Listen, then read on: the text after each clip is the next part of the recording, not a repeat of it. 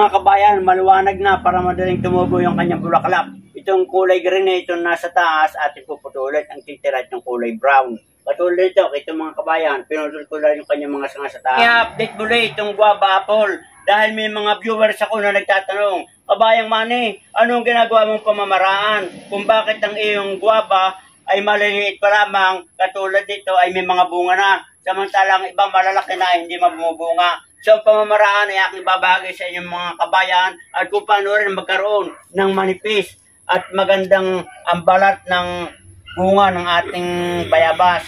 At ito ay ipapakita ko rin sa inyo sa simula na mga kabayan. Ito mga kabayan, kapag ang ating bayabas ay hindi mamunga, lagi tumataas. Ang gagawin mga kabayan ay ganito para sila ay mag-concentrate sa bunga, hindi puro talbos.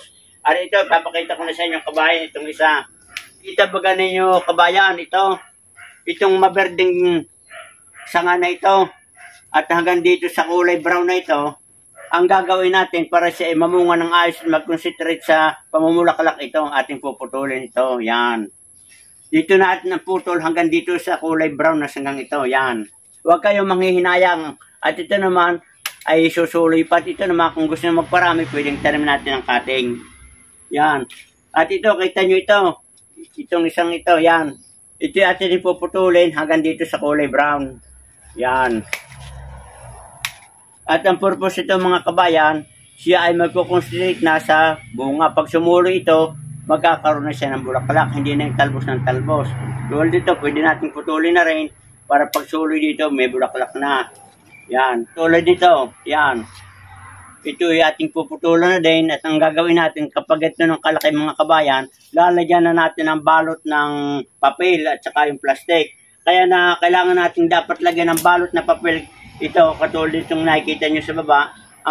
Ang ibig sabihin niyan, ang purpose niyan, para hindi siya pasukin ng mga insekto o maninira na pag siya ay nahinog, siya ay manipis ang balat at hindi nasusunog ng araw. Dahil kung wala nating balot na papel, yung direct ng sikat ng araw, alam mo mga kabayan, hindi maganda, tumitigas yung balat na nagiging kulay green, hindi yung parang manipis. So, mga kabayan, maliwanag na para madaling tumubo yung kanyang bulaklak. Itong kulay green na itong nasa taas, ating puputulin ang titira ng kulay brown. Patuloy ito, itong mga kabayan, pinutol ko lang yung kanyang mga sanga sa taas.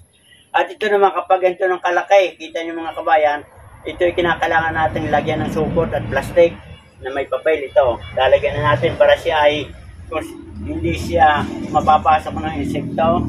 At pangalawa, maganda rin yung kanyang bunga at manipis yung kanyang balat. Yan. Yung lalagyan ng konting tape para hindi siya makalas o gumpa.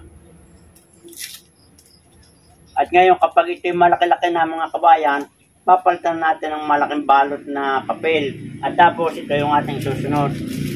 Lalagyan natin ng plastic para hindi mataos ng ulan at hindi yan masira ng mga insekto.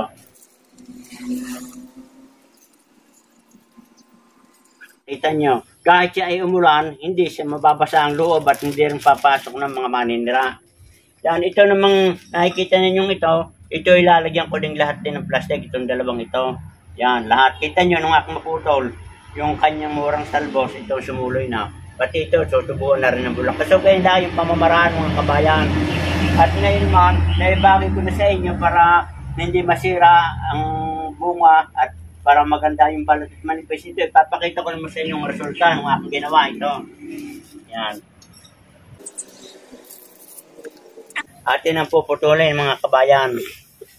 Ito ay hinog na sigurado dahil ito malaki na eh. At ito na may akong inoobserba kung ilang araw. O yan mga kabayan, napakaganda at manipis yung kanyang balat. Lalo po kung ito ay ating nilagyan ng papel nung ganito pang kaliit. Ito nalagyan ko medyo malalaki na eh. Kailangan iniiwasang masira ng mga insekto. Yan. Ating titingnan kung ito baga ay walang sira yung loob, yung ating binalutan ng plastic at papel. Ito.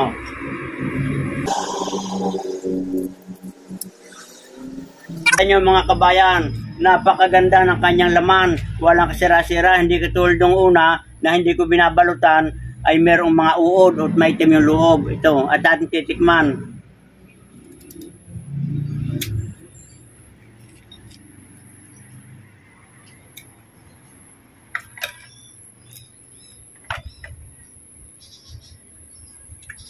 Napakatamis kabayan nitong ating apple guava. Kaya yun lang ang pamamaraan. Ngayon ituro ko na sa inyo yung technique para madaling bubunga. Sana kayo may natutunan.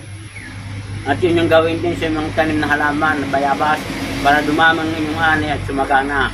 Good luck and good health. At sana ay nagustuhan ninyo. At huwag kalilimutan pakipindot ng notification bell, share, at saka follow. Magandang araw, kabayan.